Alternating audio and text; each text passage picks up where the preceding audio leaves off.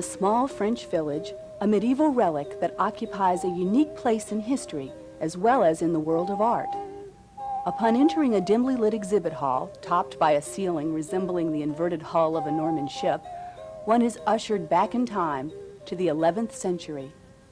This relic, encased in a climate-controlled display and dramatically backlighted, is situated in the center of the exhibit hall.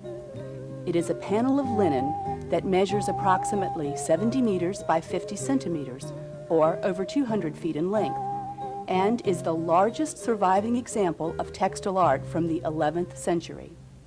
These scenes, embroidered in wool, resemble comic strip sequences and tell the story of the Battle of Hastings. This panel of embroidery is the world-famous Bayeux Tapestry. The Bayeux Tapestry has fascinated and confounded scholars for over 900 years. Even its name is misleading. Since it is a work of embroidery, the Bayeux Tapestry is technically not a tapestry. Scholars agree that it was not embroidered in Bayeux, but in the south of England. Odo, Bishop of Bayeux and half-brother of William the Conqueror, received the county of Kent for his role in the invasion of England. It is believed that in the 11th century, he commissioned this work to be fabricated in this newly acquired colony. At that time, there were famous schools of embroidery and manuscript illumination in Canterbury and Christchurch. Historically, their styles paralleled that of this tapestry. That it was stitched by English artists at the direction of a Norman noble is relatively undisputed, but it is the Norman patronage that casts some doubt on its historical accuracy. La tapisserie a vraisemblablement été commanditée par Odo, qui était évêque de Bayeux et qui était le demi-frère de Guillaume le Conquérant. On pense qu'il s'agit avant tout d'une œuvre religieuse qui a été composée pour expliquer au peuple normand le pourquoi de la conquête de l'Angleterre. In this filmed interview, Sylvette Lemajon, conservateur of the Bayeux Tapestry at the Centre de Guillaume le Conquérant in Bayeux, France, states that the tapestry was commanded by Odo, Bishop of Bayeux, as a religious work of art. It was also made to explain to the people of Normandy the reason for the conquest of England. Even if the events depicted are completely factual, the point of view shown by the midsection narrative is definitely French.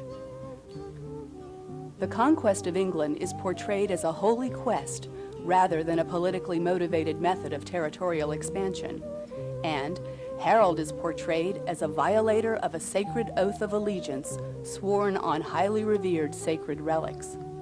God is repeatedly portrayed as on the side of the righteous William.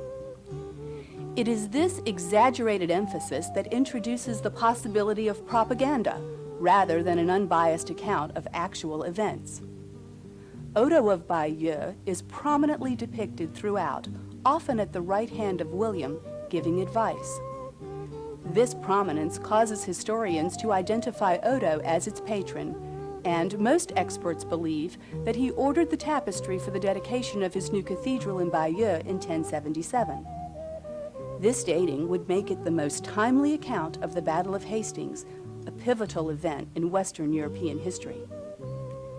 In 1025, the Council of Arras had approved the use of pictures for the instruction of the faithful, making it acceptable for Odo to commission this work. He thus could educate the masses about his divine mission, that of invading England.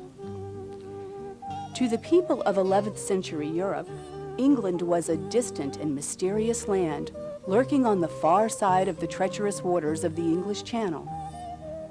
In addition to justifying the invasion, the tapestry had the exotic appeal of art from Odo's distant colony of Kent, present-day County Kent in England. Professor Albert Dannen, medievalist at l'Université catholique de Louvain-de-Neuf in Belgium, tells us that to the Normans, the tapestry of Bayeux had a certain exotic connotation because it was produced in England. And the fact that it was an exotic product did not diminish its importance, but augmented its power.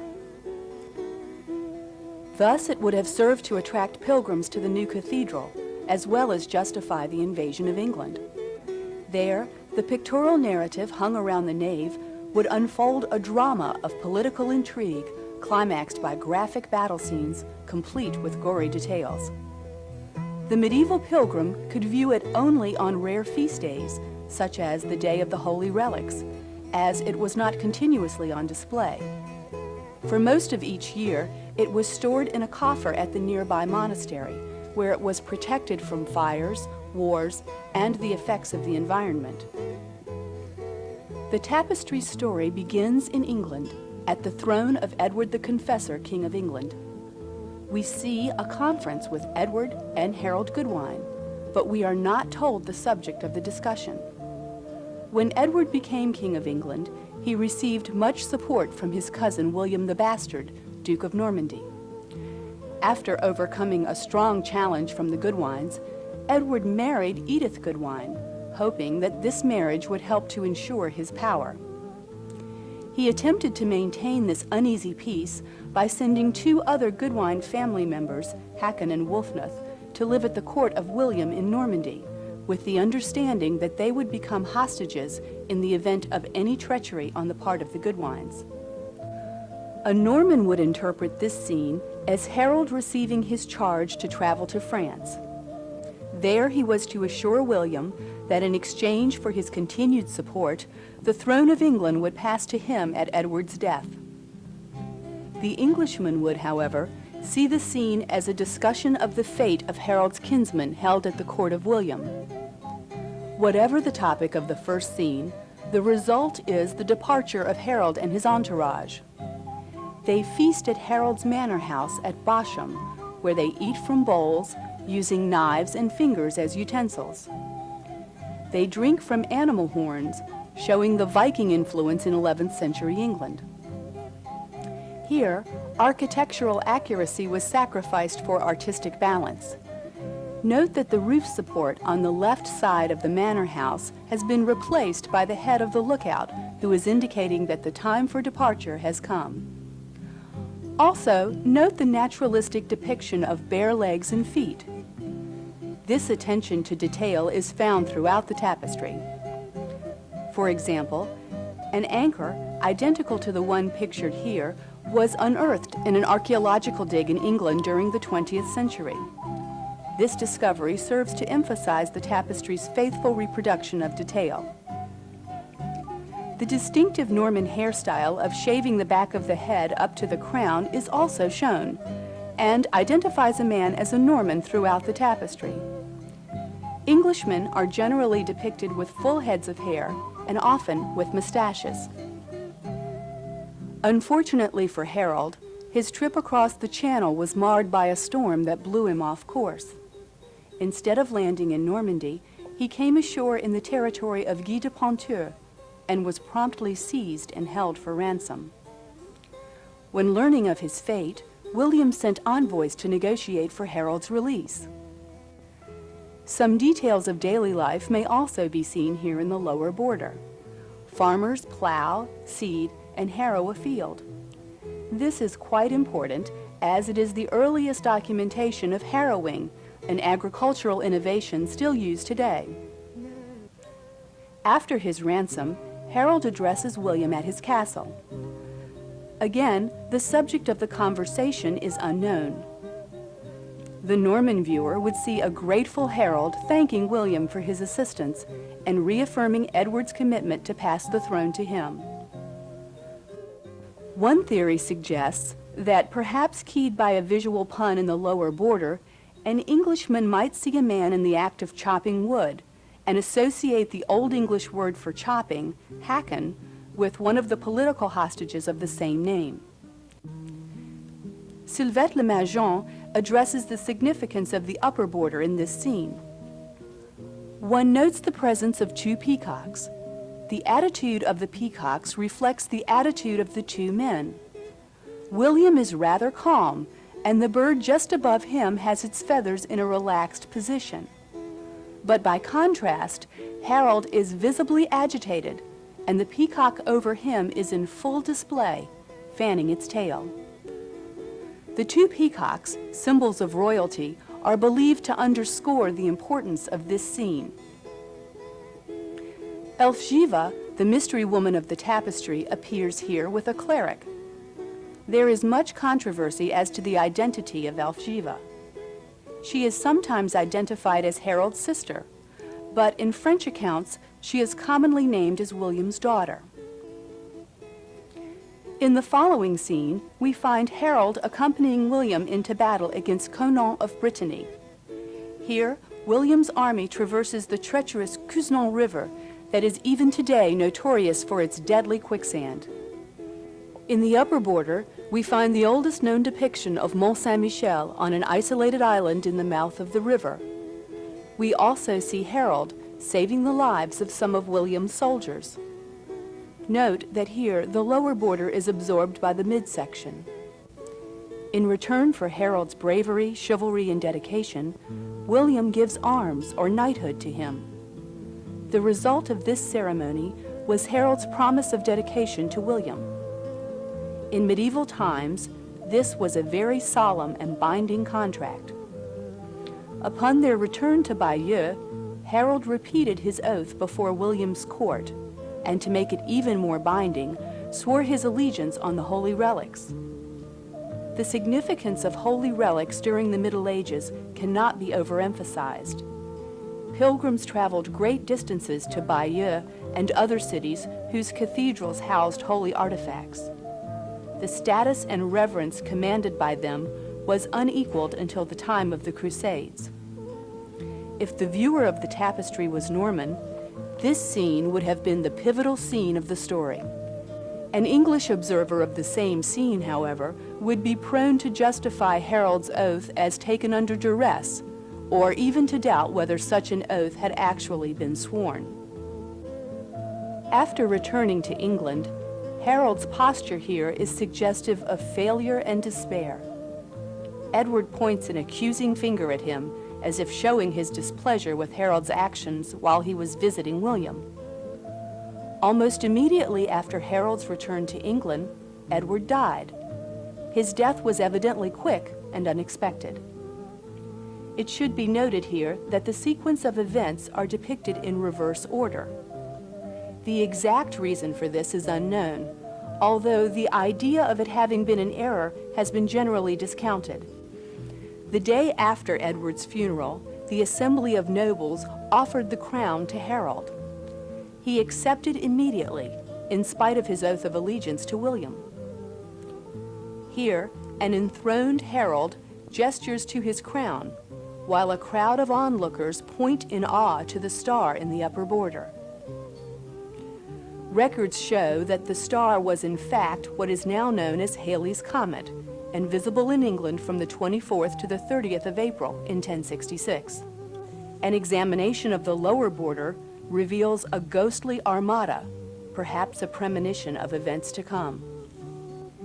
Meanwhile in France, word of Harold's ascension reached William.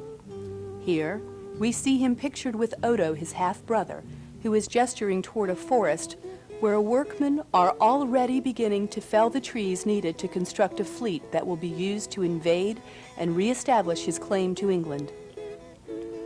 Odo's prominence in this scene is established by his proximity to William and his throne and footrest. One could even interpret this scene to mean that the invasion of England was Odo's idea.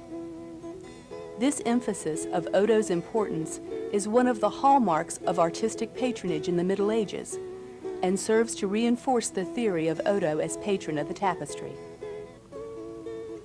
The rapid construction of such an enormous fleet was remarkable, even by today's standards. 400 ships were built in less than 9 months. The specific tools depicted here attest to the accuracy of the tapestry in recording detail.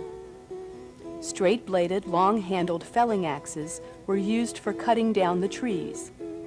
Planks were split and then smoothed and shaped using T-shaped side axes. The split tree trunk used for bracing a plank gives practical authenticity to this scene. The ships were loaded with the staples needed by the army: weapons, spears, helmets, full suits of chainmail carried on poles between two men, food, and of course a cask of wine. Although two-wheeled carts were more common, it is evident by examination of the tapestry that four-wheeled wagons did exist at this time. Having petitioned the Pope for a papal banner and his blessing for the invasion, William hoisted his colors and set sail for England on September 28, 1066. He took with him not only men and weapons, but he also brought along his own horses, an unusual move for an army invading by sea. The Norman fleet came ashore at Pevensey, a small port in Sussex, and met no resistance. Harold, now King of England, thinking that it was too late in the year for an invasion, had demobilized his coast guard some weeks earlier.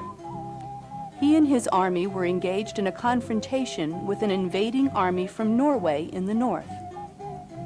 The Normans set up camp and began the enormous task of housing and feeding between 8,000 and 10,000 men.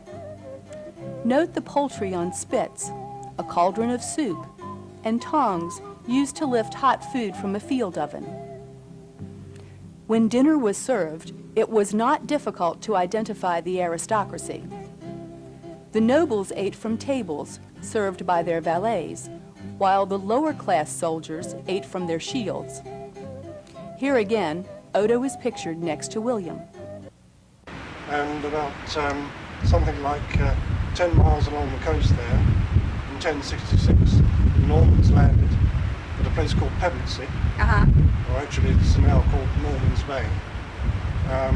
They marched along the coast here and established their headquarters on this mound here, where apparently there were some ancient fortifications, but nothing else at the time. They brought with them some prefabricated wooden castles, and one of them they put up in Pevensey, so that was later. But they put the first one here, established this as their headquarters, and marched the next day up to Bath, which is what is the place which is now called Bath.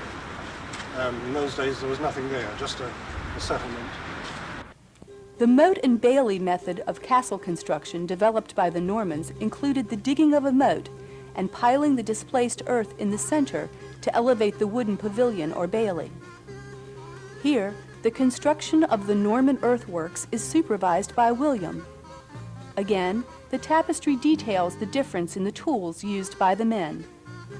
Pickaxes, shovels, and scoopers are all employed as William looks on.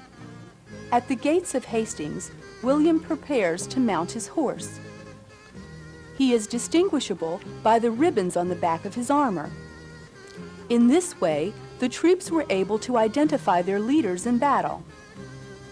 As a column of Norman cavalry rides toward battle, the dramatic use of color and line emphasizes the idea of movement. At this point, let's examine the tapestry for a moment. The consistency of style found throughout seems to indicate a master designer rather than the collective work of several artisans. For many years, Queen Matilda, wife of William the Conqueror, was credited with its creation, and even today in France, it is commonly referred to as the Tapestry of Queen Matilda. The original embroidery was done using only two different stitches, a stem or outline stitch and a couching stitch, sometimes known as the Bayeux stitch. 5 principal colors are used throughout: terracotta, blue-green, old gold, olive green, and blue. A dark blue-black and sage green are found only at the beginning of the work. These brilliant colors, while not used naturalistically, are dramatic and effective. For example, a horse's inner leg may be a different color from the rest of its body, and also different from the horse standing beside it. Yet, the overall effect of a column of vibrantly colored horses heading into battle is one of energy and controlled movement. In the upper border are nude figures. These and some of the other border pictures are believed by some scholars to be subliminal messages included by the designer and workers in an attempt to secretly tell a different story about the Normans. On his way to the field, William is met by his scout, Vital, who has spied the position of the English. Here, we also see Odo riding behind William. As a cleric, he was not allowed to draw blood by the sword. However, he was at liberty to club a man to death, so he rode into battle at his brother's side, carrying a club. In this battle scene, the French and English are engaged in heavy fighting. An event that happens in sequence, like the decapitation of a soldier, is often shown in one scene.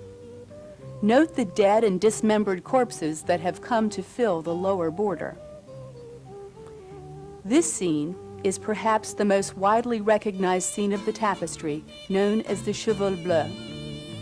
The horses tumble end over end down an embankment, possibly representing the Melle-Fosse. The Melle-Fosse was a reinforced ditch that was the scene of much death due to the confusion of battle and the swampy marsh-like terrain where the English charged down on the Normans. Spikes protruding from the ground are visible under the yellow horse. In the thick of the fighting, William lost his identifying ribbons. Thinking that their leader had been lost, the Normans panicked and began to flee the field. In an attempt to quiet his troops, William stands up in his stirrups and turns toward them, lifting his face guard. The panic is quieted, and the Normans resume the fight. Note the archers in the lower border. The legendary shield wall of the English proved an effective defense to the arrows of the Normans early on in the fighting. However, as the order on the battlefield decreased, the archers became more effective. As the casualties of battle increased, so did the activities of the scavengers. In the lower border, the dead are being stripped of their valuable suits of chainmail, while the fighting rages in the midsection. Harold died on this field of battle, and there are two versions of his death. Both are depicted in the tapestry. One story holds that Harold was shot in the eye with an arrow while surrounded by his housecarls within the shield wall. Another version is that he bled to death after his leg was hacked off. With the death of Harold, the English lost heart, fled the field of battle, and it was recorded in the Anglo-Saxon Chronicle as, "The Frenchmen had possession of the field, as God granted to them for the sins of the people." Thus began the reign of William, now known as William the Conqueror. His reign instituted feudalism in England and centralized the government. Castles were built throughout the land to secure it from another invasion. His reign also connected England to Europe and weakened its ties to Scandinavia. Dr. Al Miller, professor of English at Christopher Newport University, explains that the Anglo-Saxon language of England was transformed by this event. What interested me, and I suppose it's one of the two biggest single dates in all of English literature, 1066 and 1798. Mm-hmm. I suppose you can't even find an English major who hasn't had some familiarity right. with those two dates. So I really began to wonder, when the French influence, the Norman influence, was forcibly placed on the Anglo-Saxon culture, what would happen linguistically? Mm-hmm. And to me, the most intriguing feature is a great deal occurred. Mm-hmm. Everybody dates the four major areas of the English language as, approximately 450 to 1150. And of course, I kept wondering, 1150, why 1150? And then I thought, well, if you have the enforcement of the French language in the courts after William the Conqueror arrives, when do the people sort of catch on to the blend of the language? And it takes probably 3 generations. And I figure by about 1150, since the generations are very short, 30 to 40 years, Right. that we probably then have people who are now speaking a very rustic form of Middle English. The incorporation of French phrases and words began the evolution of the English language as we know it today. Over the centuries, this fragile textile art has escaped destruction from fires, wars, and the elements. The great battle scene at the end of the panel is worn and tattered in such a way that one assumes the story is left unfinished. This damage occurred in the 1800s, when the tapestry was mounted on a machine with 2 cylinders that wound and unwound it for easy access. Napoleon had the tapestry brought to Paris in 1803 and displayed as part of his propaganda campaign to gain support for his planned invasion of England. It was a huge political and artistic success. During World War II, it was seized by the Germans who envisioned their own invasion of England and laboriously studied by a team of art historians under the supervision of Count Metternich. When the Allies landed in Normandy, the tapestry had been moved to the cellars of the Louvre, where it was left behind when the Germans fled Paris. After the war, it was returned to Bayeux, and in 1982 and 83 was cleaned and rehung in a seminary that was converted into a museum specifically to house this priceless relic. Whether the tapestry is an historically accurate, non-biased account of a major event in European history, or a piece of blatant propaganda, it is undoubtedly a treasure of unparalleled historic and artistic richness. Its grand size, its minute detail, and the unique use of color and design set it apart from all other works of its kind. The Bayeux Tapestry, while a technical and artistic masterpiece, is just as importantly a picture of life in the 11th century. Through the eyes of the designer of the tapestry, we see political intrigue that pitted family members against one another, marriages whose only purpose was to secure title and position, sacred vows taken and broken, and wars waged in the name of God and righteousness. In short, we see a picture of a world very much like our own. For as many differences as there may be between the 11th and the 20th centuries, one essential thread runs throughout time and binds today's man to his medieval forefather. Human nature remains constant.